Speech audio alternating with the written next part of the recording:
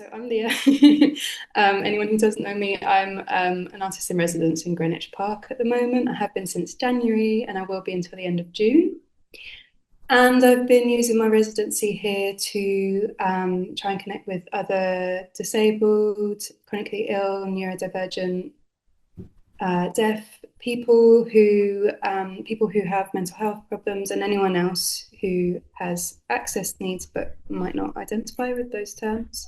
I'm disabled myself, um, and it's been about trying to kind of help other people connect with the park who might not be able to so easily as other people. Um, and in my practice, I'm really interested in access adjustment as artwork. So, not just as an add on at the end, but as something that can be artwork in itself. And one of the things I'm most interested in within that is audio description, which is usually a access point for blind or visually impaired people. But I'm kind of leaning into it a bit deeper and thinking about how can we actually also translate other senses and other experiences to people who may not be able to do it themselves or can't be there in the moment.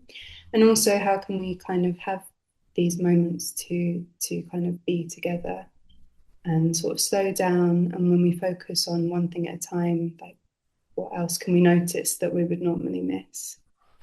And we're doing that here together today. And anyone who might be watching back online afterwards can kind of participate in the moment, out of time, but still with us in that kind of time, like outside of timeless way that a lot of us who have chronic illness experience the world. Yes, so it would be great to hear from you. You might not want to talk, or you might want to talk and not share your screen, your camera rather.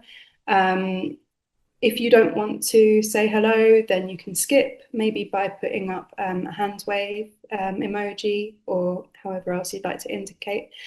It's just briefly to just say hello, maybe share your name, and it would be good to hear why you're here today, maybe what you hope you'll get from the session, or if you prefer just something that's been on your mind, like that can be profound or that can be you need to get some laundry powder.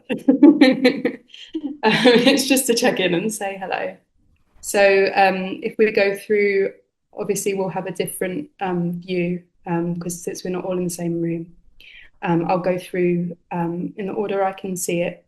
So you're up first if you'd like to say hello, and if you wouldn't like to, then maybe you can just do us a little emoji or something.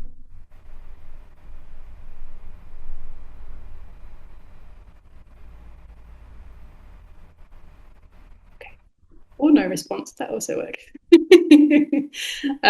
Next in the line that I can see is Gemma. Hello. So I'm joining from Southampton, and I'm joining today because I've been interested in your practice, Leah, for a while, and I'm disabled and neurodivergent myself. So I guess I'm just kind of interested to see what unfolds today. Thank you.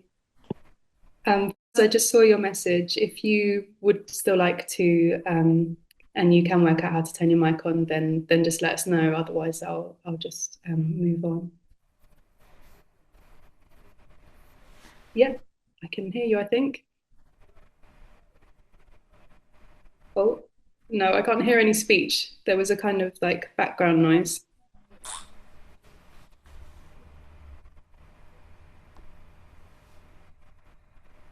Okay, I think can everyone else hear the same thing as me? There's kind of like ambient noise, but no, yeah. I think we're having trouble hearing you. Sorry about that. Perhaps we can come back in at the end. Thank you for trying. Claire, you're next in my lineup. Hi, I'm Claire. I'm from Norwich.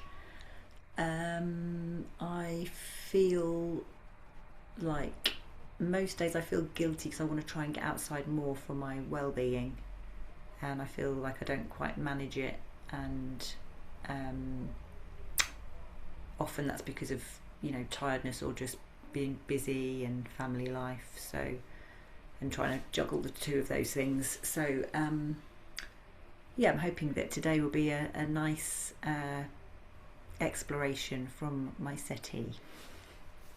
Thank you. Nafisa, you're next in line. I think Tahira might be with you as well. Hello, I'm Nafisa. Yeah, Tira is my sister. She's logged in from another account. Um, yeah, so we're from Putney. We've attended one of your earlier events, which was about smelling, which we really, really enjoyed. So I'm really glad to be back. Thank you. Coming back. Tahira, you are next in my line. Yes, hello. As my sister said, really enjoyed your previous event, and sometimes because of our visual impairments, it's hard to attend in-person meetings or events, especially if they're far away. So it's really nice that we're able to sort of access nature from home. Thank you. Mim, you're next. Hi. So I'm Mim and I have chronic illness. I've been between bed and housebound for 3.5 years, living at my parents' in northwest London.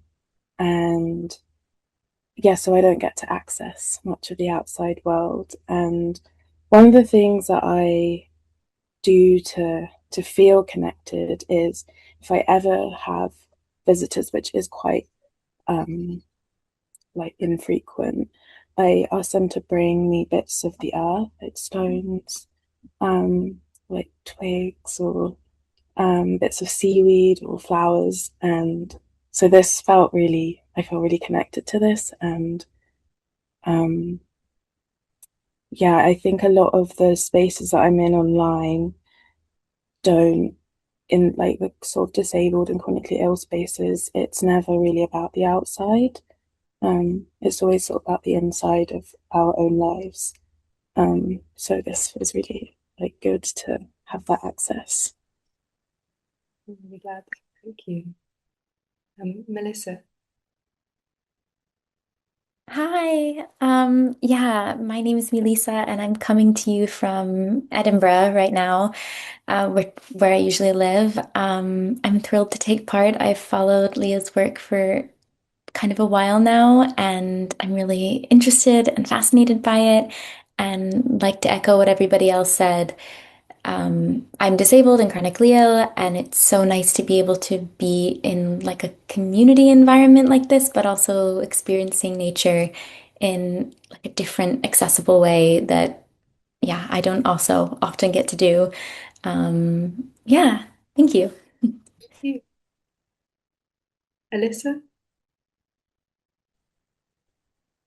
Hey, my name is Alisa. It's pronounced she, her, and I think I was drawn by the first line of, I don't remember exactly, but it was something like to experience the place from wherever you are. And I think I have like a professional interest in it because I work with walking, and in quite a big part of my practice, it's about creating walks across distance and walking at the same time in different places.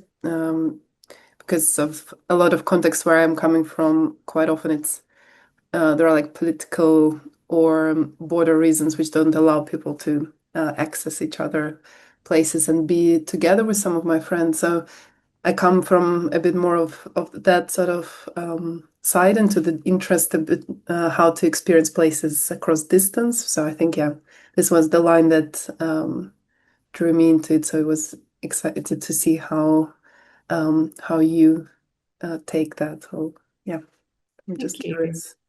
Thank you. Malik.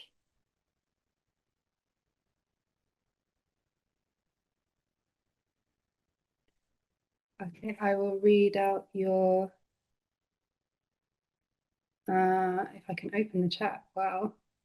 That is okay. There, yes, it was just being slow. I was like, do I not know how to do that? One second, sorry, my screen is jumping around. Okay, I've got it. I'll read this aloud.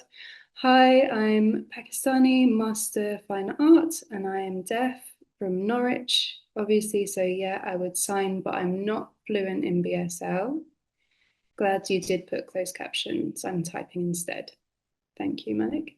I've been doing printmaking and oil painting, abstract nature, which comes from my memory. Oh, that's so interesting. I have been doing this type for 4 to 5 years, so yeah. I thanked Claire for inviting me here. My survival art is my practice, comes from my memory based on nature. That's really interesting. Thank you, Malik. And Isasu?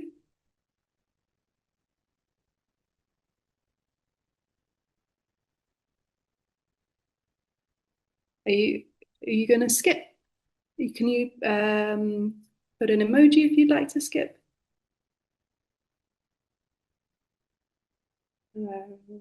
Okay, I think maybe she can't participate.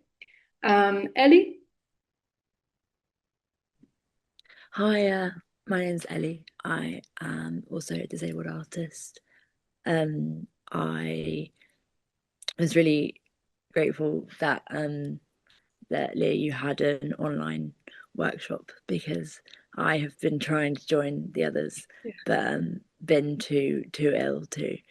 So yeah, I was really excited for today to actually to experience the park, because I also live in South East London, so I used to go to Greenwich Park a lot, but I haven't been since I was diagnosed.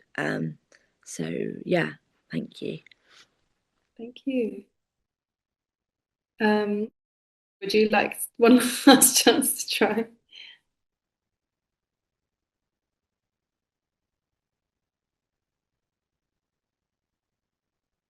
Okay, I think either, but yeah, I think it's not working if you're trying. Okay. So let's begin. So some of you will have received Greenwich Park at Home packages. Some of you will have, that's okay, don't worry. We'll be talking throughout, so if you do manage to make it work, then you can do it that way. Otherwise, you can always type in the chat. Yeah, and some of you will have managed to gather together some of the things on the list. Some of you may have none of the items at all. So if you have none of them at all, I'll kind of invite you to use this as a kind of exercise it was really interesting what Malik was saying about memory, because I think not everyone here will be chronically ill, but that's kind of where I'm coming from. And for me, I think being able to use that capacity for memory, but also kind of imagination, and like being able to kind of experience a secondary sort of like taste and touch and smell and those things by just kind of activating it in your brain is a resource that I find really useful at times when I've not been able to leave the house or leave my bed. And also just to kind of hold this collective moment here together. So we'll be kind of talking about what we're experiencing. So if you don't have any of the things, you might want to talk about what you are experiencing anyway. But otherwise, I think it may be useful for you, I hope, to kind of listen to everyone else's descriptions or read the captions, of course, if you're not listening. Yeah, so what we're going to begin with is if everyone's got their lemon balm. So I'm holding it up to the screen, but if some people are not necessarily able to see, is there anyone who could describe this for somebody who can't necessarily see what I'm holding up? Like, how would you find this in your pile, like by the touch or by something else?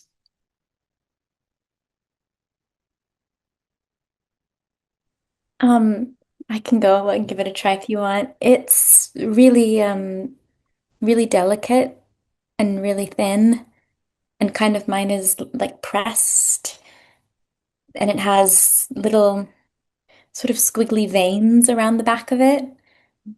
And mine also has a tiny little thin stem still attached to it.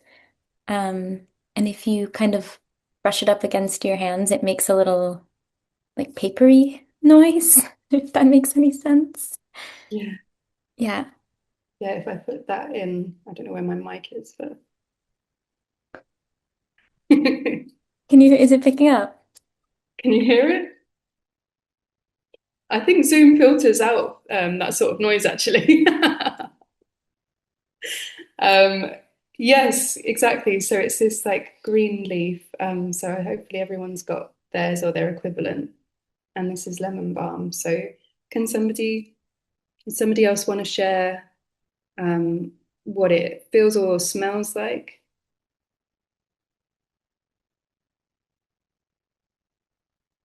Audio. I can go next. So it smells a bit lemony, or a bit citrusy. And usually we make tea with it, so it just makes me feel really calm when I smell it. And also yeah, really calming. Mm. And I think what the most strong activation for this is if you just like anyone who's up for it, have a little nibble, because then these are all dried unless you've got fresh at home. But as soon as you have a little nibble, there's a really strong flavour still. Okay. Has anyone had a bite?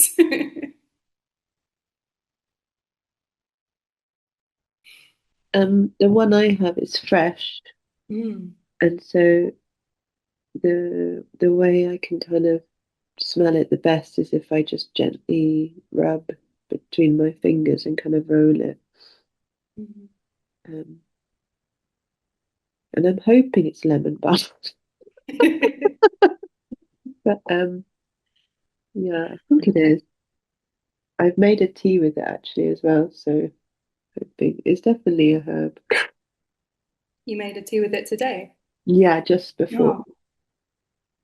Yeah, that's one of my suggestions for afterwards. But yeah, what a good idea. In the chat says, although it is lemon smelling, it's quite a washing up liquid scent of lemon. Tahira, you have your hand up. Yeah, I wanted to say that it's got the smell isn't very strong. Even when I pressed it in my fingers a bit, like I could smell it a bit more. But when I tasted it, it felt like the taste came alive. Um, and it was quite surprising. I didn't imagine the taste to be that strong, especially the scent was so weak. But yeah. Yeah, I agree. The dried version is so this you can hardly smell it, but then as soon as you put it in your mouth, it's like zing. Did anyone else try it? And could you have a go at describing the taste if anyone has?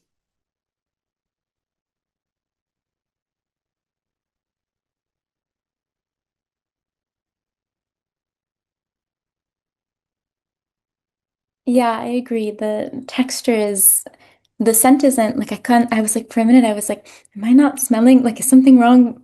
But I couldn't smell anything. But then when I had two, when I ate some of one, it then really like expanded. But also the texture of it in your mouth is really like interesting. I mean, I'm not used to eating just like a tiny bit of dried leaf, but it really like, yeah, it like expands sensorially.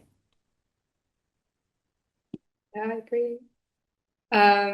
We have another message from, or maybe we're talking about different lemon balms.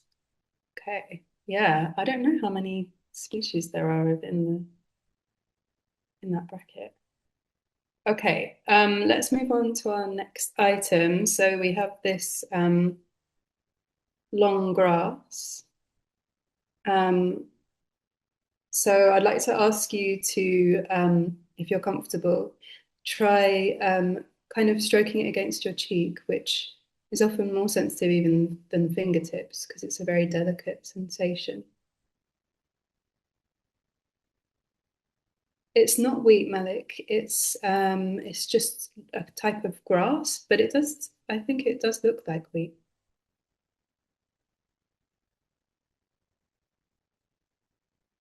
Would anyone like to describe that sensation? I would say it's very, very ticklish. It's so ticklish, I can't even bear it. Maybe I'm just a really ticklish person, but it's so yeah, really, really and it's so fine as well. Yeah. Thank you. It looks like something a horse would eat, but I would love to feel it, the softness in my cheek. It has like a very long after feeling. Like even when you touch and you take it away, it's still like there. I was just gonna say that I touched it. It was like it's been like 30 seconds now, and it's like still ticklish, or yeah. Yeah, I can feel it. So gone. I'm wondering what taste it has. Oh, I have not tried that. I don't know if I can recommend it. If anyone on their own bat wants to give it a go, but I'm not instructing that.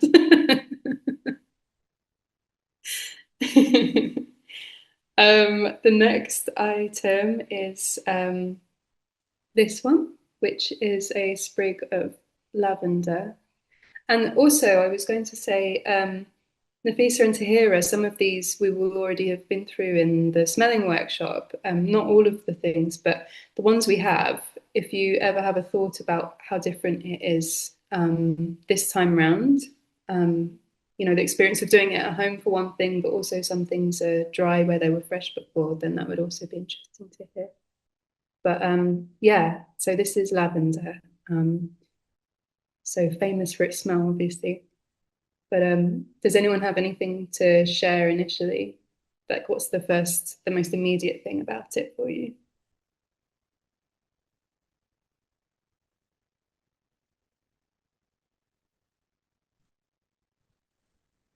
I would say purple.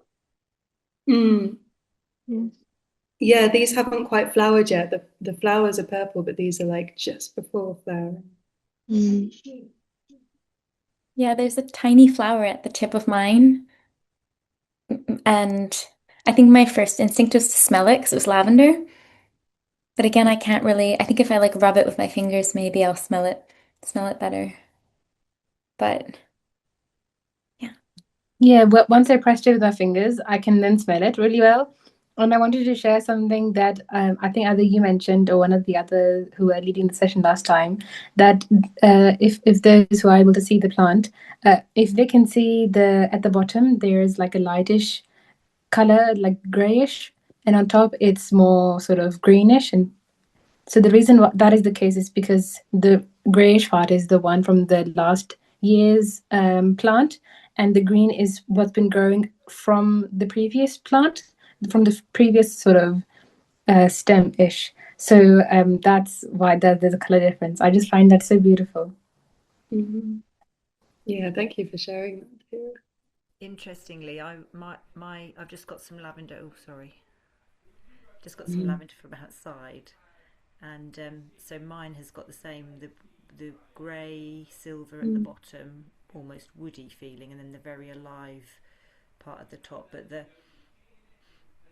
it smells more alive at the top. It smells slightly different and feels very different. So you've almost got the vibrancy of the new growth and the softness, and then you've got the strength and the sort of the woody. I don't know if I'm imagining it now. I would say, yeah, I did it again, and there is a slightly different smell at the top.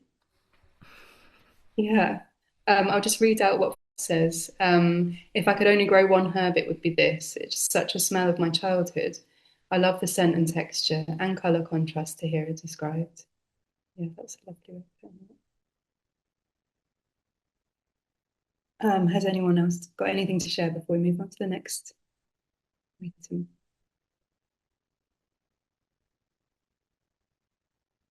Okay, so the next one is this, which looks like a ball of fluff. If any of you have a replacement, it will be cotton wool. So what this is the flowers from a pussy willow. They flower in or they at least start growing in the colder months. So this is kind of silky casing that keeps them warm through frost, and then it all kind of falls off in spring. And in Greenwich Park, there's a particular pathway that just gets covered in this. So if anyone would like to have a go at perhaps describing how it feels in your fingers.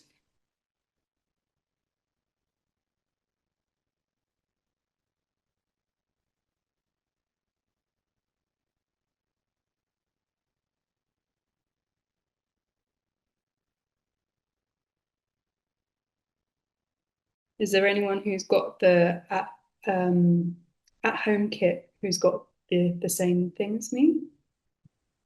I do. It's really like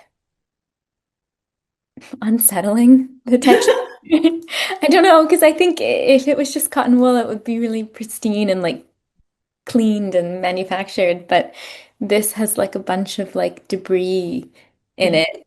So it's like textured. There's like a layers of texture, and if you kind of pinch it with your fingers, you can feel even more of the sort of it looks, and when you look at it too, it looks like there's like a bunch of different ecosystems trapped in there. Like it sort of picked different things up, and it's like, yeah. I mean, it's a very like dimensional texture. That makes sense. Definitely. Is there anyone who's got a cotton wool as a replacement? I do. I think it's definitely not the same. But it's really nice to touch. I've also got one of those flat cotton pads that I've had to open up Oh, do into like the middle bit of it, which actually is funny because I feel like they're so like no cleaning clinical these things, but actually once you open them up and kind of like get the fluff out, they start to get quite messy. yeah. It's That quite looks like kind of fun to do, actually. yeah, it is actually. But yeah, I do know exactly. I can remember what the willow feels like. And yeah, there's the difference between those like gritty bits in it and then the softness of this is definitely, yeah, very different. Mm. Malik says, I remember this feeling this would be similar of sheep wool. And says, I can't hear Ellie. Can you hear me? Was it just Ellie? Maybe not. I'll type in the chat. Yeah, you can also, there were some bits that I managed to collect that were like pure fluff or like almost pure fluff, which was like way more cotton woolly. And then there are bits where kind of the wind's blown into it and it's kind of, yeah, like Melissa was saying, it's like collected all of this debris. Okay, the next item is, if you have that at home pack, it will be in a brown parcel like this, is sage. So it's a small green leaf that's kind of, it might be a bit curled over. Who would like to begin with sage? I have something to say. Yeah. I was in the hospital for quite a while. So now I am at home resting, and every day we're burning sage at home. Oh. Can you smell it now? I can't smell it right now. It's usually at night that we burn sage when everyone's gone. Mm. It's a nice activity to do. It's Mm. bonding and it smells good. Mhm. So is there's like a ritual attached to it as well. Um, can anyone smell the dried sage at home? Or maybe somebody's got fresh sage even. Yeah, I have some of the fresh sage. I think it's an apple sage variety. It's kind of got variegation, like so it's green, like three shades of green, I suppose, of really pale, almost like magnolia green, and then a mid green, and then a darker green. And it's again, I think it's part of my chronic illness is I don't have much smell. So even when I'm trying to kind of get the smell from it, I can't smell it very much. Um, but I remember how it smells. Um, and even tasting it, it's very fluffy. The leaf is very fluffy, Yeah. and no, I can't really taste it. What do you remember from the smell of it? I think it's the dried mint, like so we drink dried mint tea every night, and that's definitely stronger, and I can taste it, and it's calming.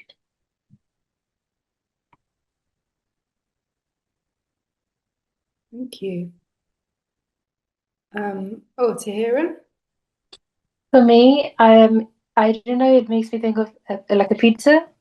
Um, I don't know why it makes me think of that. Um, I, I can't remember ever making pizza and putting sage on it, but I don't know, the smell just seems to go in my mind really well with it. Yeah, it smells tasty. That reminds me, I also cook with sage as well.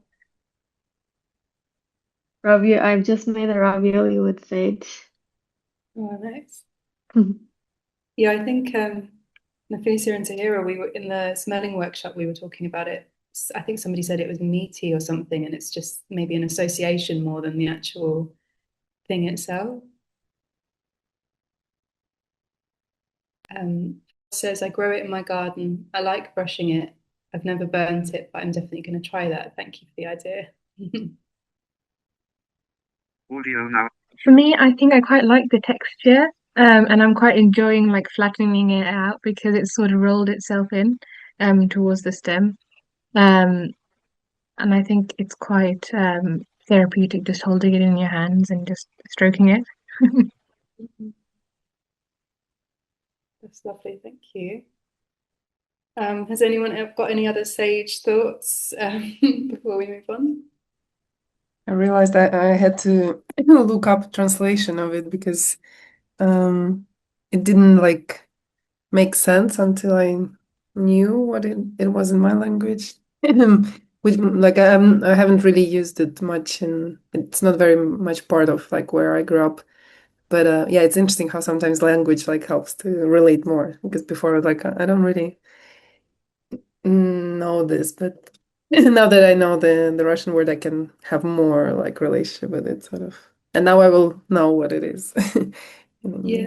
Yeah, that's so fascinating how language changes things, isn't it? That you didn't know what it was and now you know what it is. Even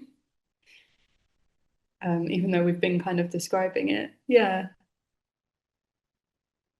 Okay, the next item is this thing, which is goosegrass. And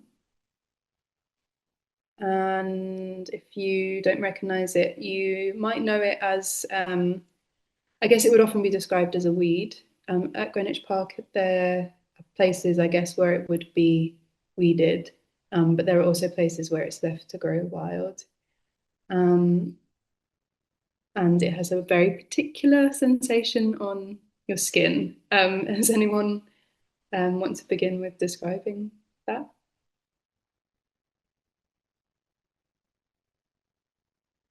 Audio now. I think it's a bit scratchy on the skin, and your fingers sort of get stuck in it, and it's a bit sharp as well. I think I'm not sure whether it was this what I experienced in the last one where we were feeling grass and we felt there was, but I feel like once it gets dried, it gets even more sharper. Um, Maybe just to protect it from wildlife or something. But yeah, Yeah, no, we didn't have this in the last workshop. That was just like the most common variety of grass in the UK, and even that was a bit sharp. But this is sharper because it is designed to be like this, and I think it maybe is even sharper when it's not dried. Yeah, I think you can imagine also what it's like to have it in like a collection and it might brush up against your skin and be really even scratchier. Um, but it's really sturdy and it's like joined together at these different points, like joints, and in like a kind of sturdy way. Like if you maybe tried to pull it apart, it wouldn't necessarily give that easily. But yeah, that's what I noticed too. Yeah, it's true. It's kind of modular, and like the leaves are where the joins are. Yeah, exactly, exactly. And yeah, it's like a little like robot, not robot, but like Frankenstein piece of grass. Yeah. Oh yeah. like stickman. Yes, exactly. Yeah. Yeah. Oh, Malik says, actually, I have eaten it, but I don't know if this is the same thing. I put Indian goose grass in salad and it was very nutritious. Oh my God, that sounds amazing. But was it spiky, Malik?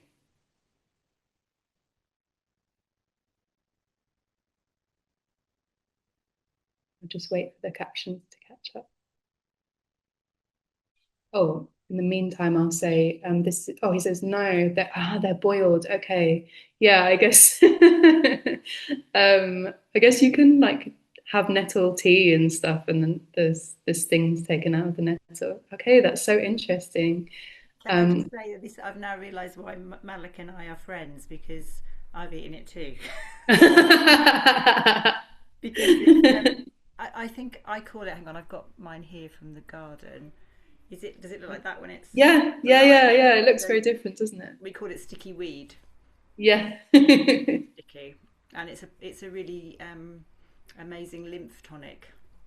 Mm. So as I had cancer in the lymph, it was like one plant that I really felt an affinity to because it helps clear the lymph nodes and cleanse the body. So I felt like it was my friend for quite a while, and I'd nibble little bits of it whenever I could. And you can put it in ice cubes, and it's really nice in a gin and tonic, which probably isn't good for your lymph, Oh. but add a bit of vegetable where you can. I didn't know we were going to get that from today. Yes, it Mim has got a says, cucumber fit for taste as well. Yeah. right, okay. Yeah, yeah, sorry, why didn't I ask? What is the taste? Cucumbery, did you say? Oh, sorry, you're muted, Claire. Sorry, yeah, it just came in on the chat that it tastes like cucumber, and it has got a very cucumbery. Oh, yes, sorry. Yeah, Mim says, I infuse it with water overnight. It tastes similar to cucumber. Yeah, I did not know that. You are all brave. Um, it's apparently it was the inspiration for Velcro, this plant, because it gets stuck to you as you pass by and animals as well, and then it will unstick as it brushes against other things, and that's how it reproduces. So the next thing is this, which is lamb's ear. It's a very, oh, I've just snapped mine because it's dry. It's a very small leaf. It's very fluffy. And I think the most outstanding feature is the feel. So would somebody like to begin to describe that?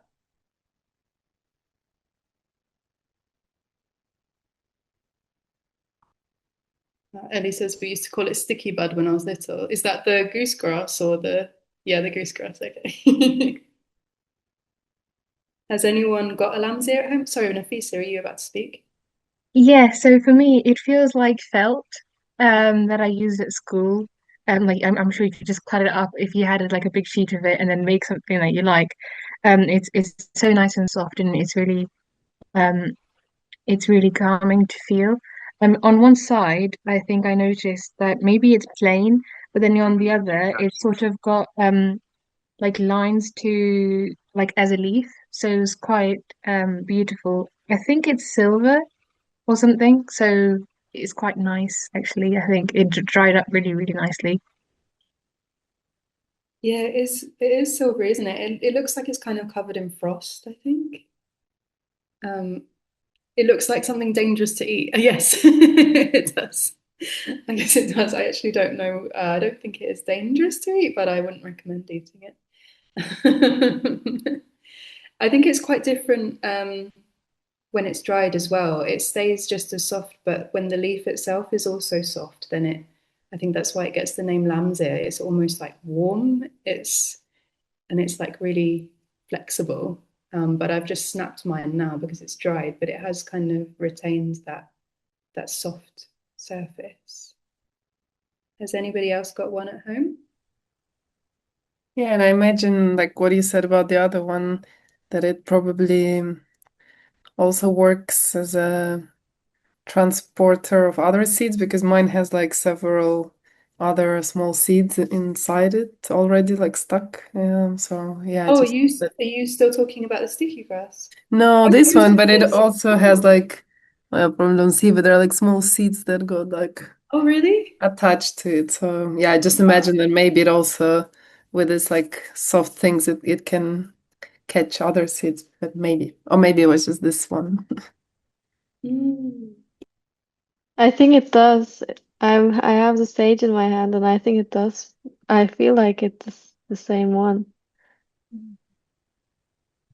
I've got sorry, uh, I've got the lamb's ear in my hand, and if I feel like it's so pliable, so you can move the leaf because it's quite a long leaf I have, and it just moves really sinuously, um, long ways, and you can fold it on itself, and it's just like it feels like the leaf itself is so fine, but the fluff is the main bulk of it. So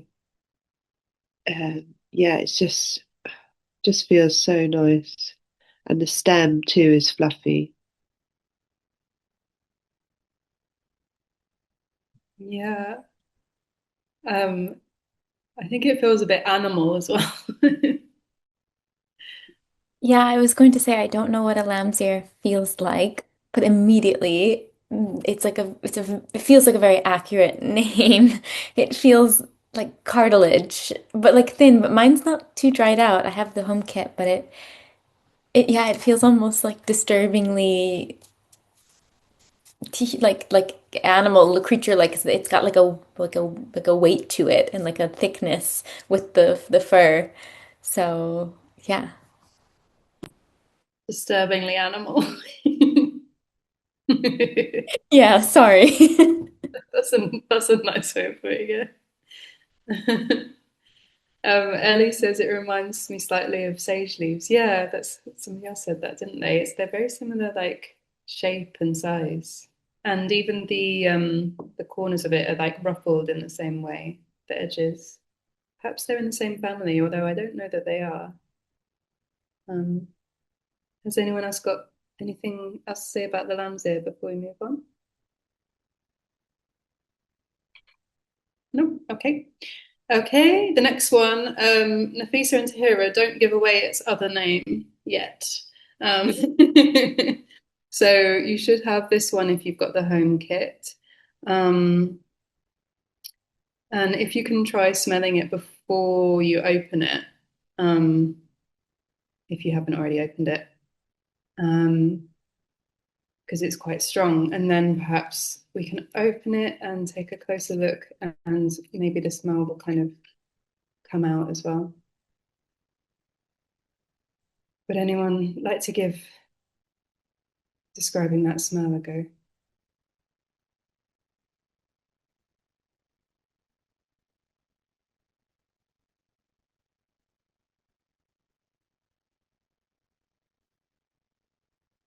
Oh, I didn't give its name. I said don't give away its other name, and I didn't give its first name. So it's called a snapdragon flower. Because when it's not dried, if you pinch it, it apparently snaps like a dragon's face.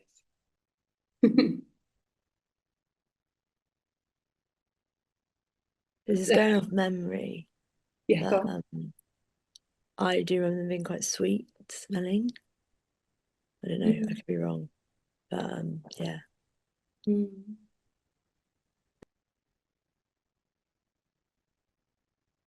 Yeah, I think it's sweet. Isis, who says, I think we call it karanfil in Turkish. I'm probably murdering that pronunciation, I'm sorry. And Malik says this, I expected this too.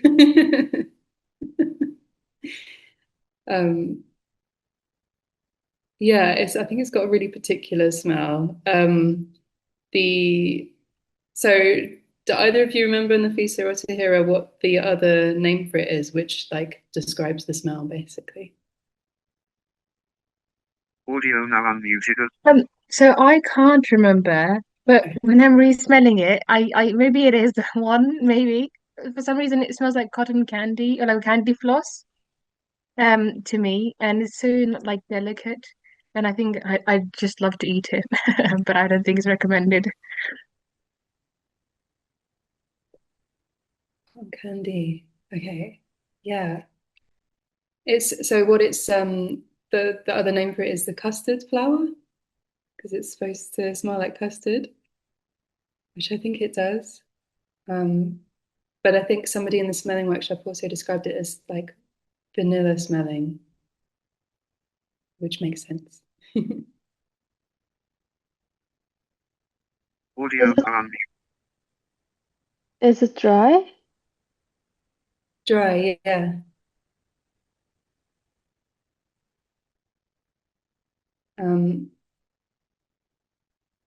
Is there anyone at home who hasn't got it who, if I hold this up, might want to try and describe what you can see?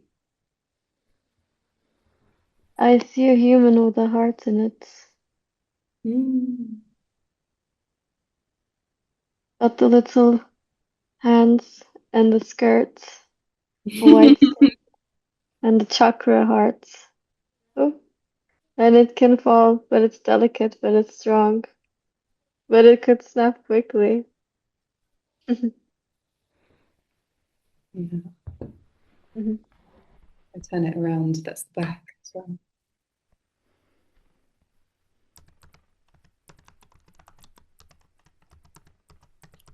I did not have an equivalent for that. If I did, I probably would have said bring some custard, but then I think that gives the game away a little bit, and also quite a strange thing to have assembled on your desk or in your bed. I went outside and got a snapdragon leaf. You have it? Okay. Well, just the leaf, but it's really interesting hearing you all talk about how sweet and vanilla-y it is because the leaf is pungent, sort of stringent, and it almost, I would describe it as smelling like green metal. Mm. So it's very different, not vanilla-y at all. Yeah, that sounds really different.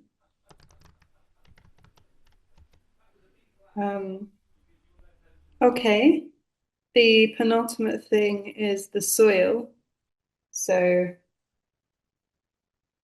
I would like you to try and touch it, but if you do have an aversion to that or you just don't want to get your hands dirty, then you don't have to. Your description of the flower was beautiful, thank you. Oh, that's to me, thank you. Yeah, who has some soil that they would like to describe?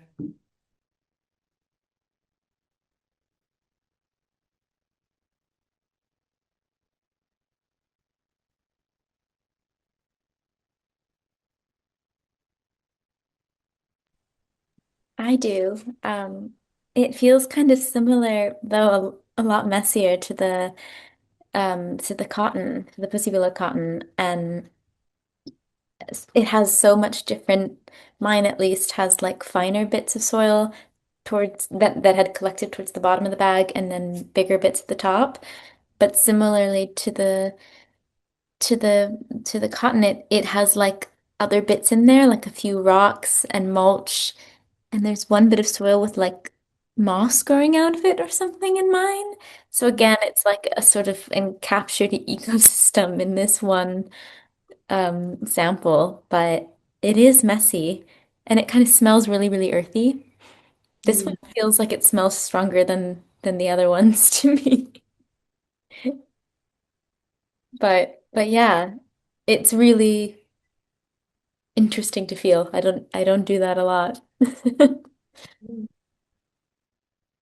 Yeah, I feel like some of these things take you back to childhood when you were more involved. Exactly, when you would feel the soil. I mean, it's something maybe I should still do, but haven't done it in a while until today. Yeah. I was originally going to ask you all to like pour some water in there and get really involved, but we're quite low on time now. So I will just briefly touch on the final one and then I'll leave with final thoughts because I don't want to push anyone's energy. So the final thing we have is mint. And I think I'll ask you to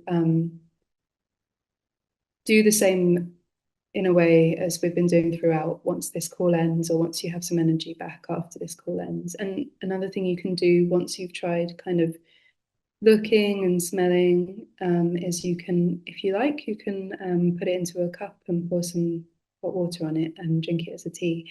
And this particular variety is chocolate mint.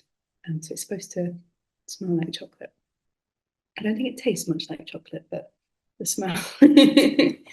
But so I'll end there. So yeah, the final thing I wanted to leave you with was I was thinking when I was developing this workshop about accessing the park at home, and I was thinking about my own experience of being chronically ill and not being able to leave the house very much at times. And one of the things that I have found a really useful resource is dreaming. So being able to visit other places somehow without actually leaving the house. And so I would just like to invite you all to try to dream about the park tonight if you like to. You can leave that invite where it is and not take it up.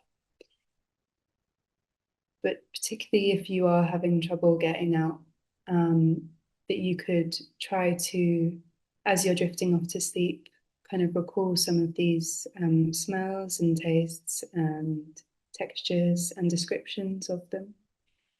And kind of situate yourself within the park with all those things.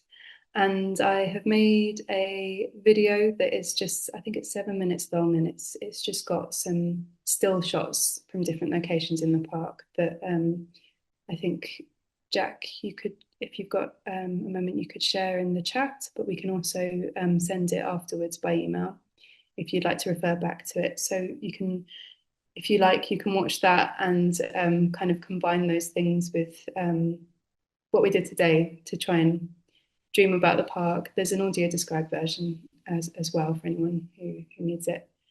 Or you can just come back to it and watch it when you need to just kind of see and hear park. Yeah, so thank you so much for joining. If there's any very brief comments or questions just before we wrap up, then say so now. Now's your chance. Audio now. Really quickly, for the second thing that we looked at, the grass, I had a thought which I wanted to share. I was just thinking, like, with my eyes closed, imagining it if it was in the field. I was thinking of like gushes of wind and how beautiful it would look like waves. So I thought I should just share that with others just in case it's nice for others to imagine as well. Yeah, that's beautiful. Thank you, Nafisa. And Malik says that mint is a perfect touch for biryani. Thank you. So many recipe suggestions. We call it Pakistan dish. Without it, the dish was incomplete. Mint is one important for touch or sprinkle on Pakistani dishes. Mint is more like, sorry, I'm gonna mispronounce this. Dania? Dania? Sorry, I'm dyslexic. And It's dhania, it's coriander. okay. But sour. Okay. Thank you. Ellie says, thank you so much for the workshop. Yeah, okay, Malik said the same thing. Thank you. Yeah, thank you so much, everyone. Yeah, we'll follow up with those forms, and yeah, please do keep in touch. I really have enjoyed it a lot. It's been really lovely sharing all of this with you. Thank you so much for coming. I hope you've enjoyed it. Thank you. You. Audio. Thank you.